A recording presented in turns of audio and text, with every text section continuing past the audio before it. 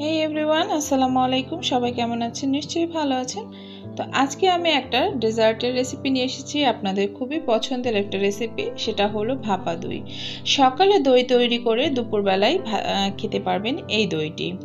খুবই ইজিলি প্রসেসে আমি আজকে আপনাদেরকে দেখিয়ে দেব এই দইয়ের রেসিপিটি।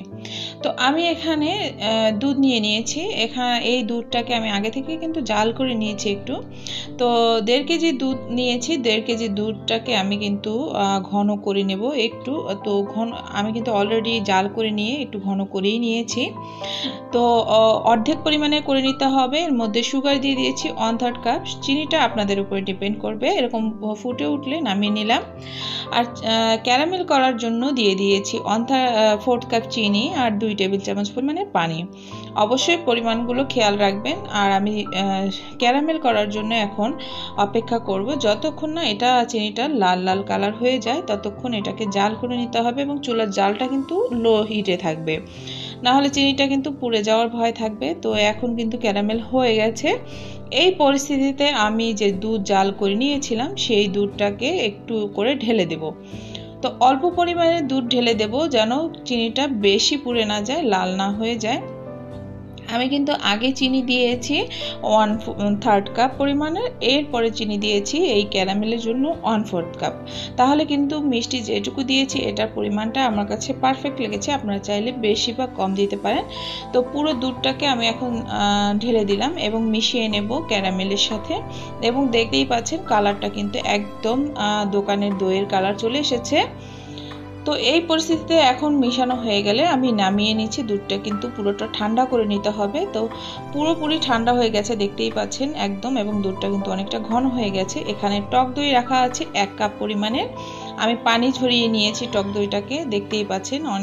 এখন আমি টক দইটাকে দিয়ে দিচ্ছি এর ভেতরে। দই বানানোর ক্ষেত্রে পানিটা ঝরিয়ে নেওয়া, টক দইয়ের যে দই বীজটা, সেই দই বীজটা কিন্তু পানি ঝরিয়ে নেওয়াটা জরুরি, না হলে কিন্তু দইটা না হওয়ার সম্ভাবনা থাকে। তো আমি টক দইটাকে দিয়ে একটু নেড়ে নেব। এখানে হ্যান্ড উইস্ক ব্যবহার করতে যাবেন না, হালকা হাতে নেড়ে চেড়ে মিশিয়ে নিতে হবে। তো আমি হালকা হাতে এটাকে খুব ভালো করে মিশিয়ে নিলাম। এখন এরকম একটা হাঁড়ি নিয়ে নিলাম। আপনারা যে কোনো জিনিসের ভিতরে এই দইটা বসাতে পারেন। তো আমি এরকম হাঁড়ির ভিতরেই বসিয়ে দিচ্ছি। পুরোটা ঢেলে দিলাম। ঢেলে দেওয়ার পরে এখন এটাকে স্টিম করতে হবে। তো স্টিম করার জন্য আমি চলে যাচ্ছি চুলায়। আমি দইয়ের হাঁড়িটাকে কিন্তু একটু দেখিয়ে দিচ্ছি। এটা কিন্তু এখন প্রিপেয়ার স্টিম করার জন্য। তো হাঁড়ি দেখতেই পাচ্ছেন, আগেই আমি হাঁড়ি বসিয়ে দিয়েছি পানি দিয়ে। এখন এটাকে একটু ফুটে নিয়ে পালা। পানিটাকে ফুটিয়ে উঠলে তো আমি এখানে বসিয়ে দেব এখনই হাঁড়িটা।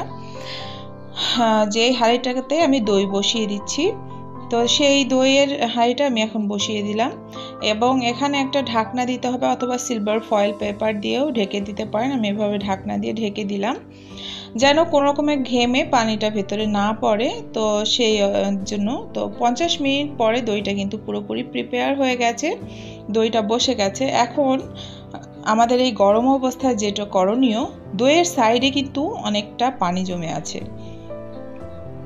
এই পানিটা এরকম চামচ দিয়ে সাইডের যে পানিটা খুব হালকা হাতে চেপে চেপে বের করে নিয়ে আসতে হবে, না হলে যখন ঠান্ডা হবে তখন কিন্তু পানিটা বেশি পরিমাণে জমে যাবে। আর দইয়ে কিন্তু পানির পরিমাণটা একটু বেশি। এখন দেখতেই পাচ্ছেন একটু কিন্তু নরম আছে। যখন পুরোপুরি ঠান্ডা হবে এই দইটা কিন্তু পুরোপুরি সেট হয়ে যাবে। আর দেখতে পাচ্ছেন পানি কিন্তু আমি হালকা হাতে উঠিয়ে নিচ্ছি, এরকম করে চেপে চেপে পানিগুলো যতটুকু সম্ভব তুলে নেব। এবং ফ্রিজে সেট করে রেখে দিয়েছি আমি সারা রাত। আপনারা চাইলে সকালে দই বসিয়ে দুপুরবেলায় ভাতের সাথে বা খাবারের পরে খেতে পারেন। দেখতেই পাচ্ছেন হয়ে গেছে। ঠান্ডা হয়ে যাওয়ার পরে দেখতে পাচ্ছেন কত সুন্দর দই বসেছে। আমি কেটে দেখিয়ে দিচ্ছি। আর দেখতেও কিন্তু খুবই সুন্দর হয়েছে এবং খেতে কিন্তু খুবই মজাদার হয়েছে। বুঝতেই পারবেন না যে এটা স্টিম করা দই, এটা কেনা দই নয়। তো খুবই ইজিলি প্রসেসে আমি আপনাদেরকে এই দইয়ের রেসিপিটি দেখিয়ে দিলাম। আশা করি ভালো লাগবে। এবং আমার চ্যানেলে অলরেডি কিন্তু দইয়ের সনাতন পদ্ধতিতে দইয়ের রেসিপি দেয়া আছে, চাইলে সেটাও দেখে নিতে পারেন। এবং জানাবেন কেমন লাগলো আজকে রেসিপিটি। ভালো লাগলে অবশ্যই আমার চ্যানেলটি সাবস্ক্রাইব করবেন, পাশে থাকা বেল আইকনটি ক্লিক করবেন।